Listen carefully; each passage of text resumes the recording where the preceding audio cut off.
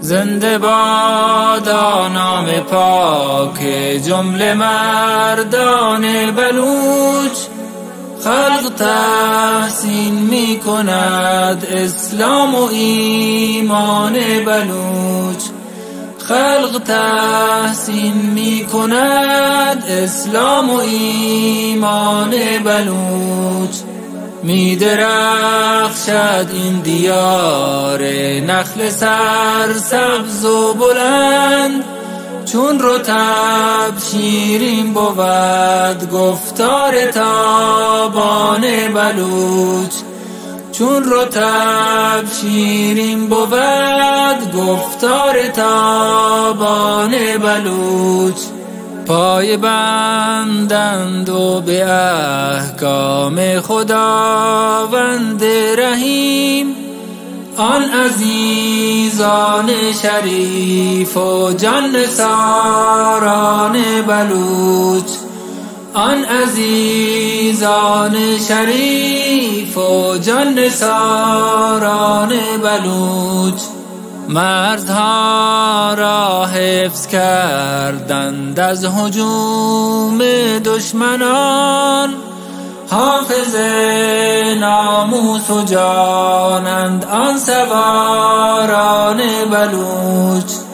حافظ ناموس و جانند آن سواران بلوچ.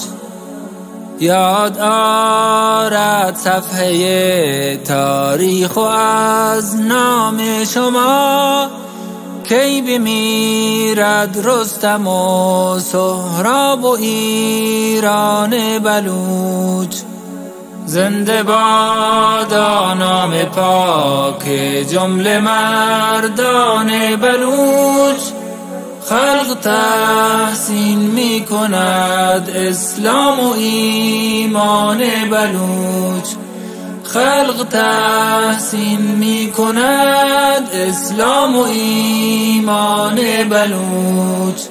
می درخشد این دیار نخل سرسبز و بلند، چون رطب شیرین بود گفتار تابان بلوچ. چون رطب شیرین بود گفتار تابان بلوچ. جان خود قربان نمودند از رضای کردگار، پایدار از شرق کشور از شهیدان بلوچ. پایدار از شرق کشور از شهیدان بلوچ. بس مساجد ساختند و مکتب و دارالعلوم، این همه از همت والا و احسان بلوچ.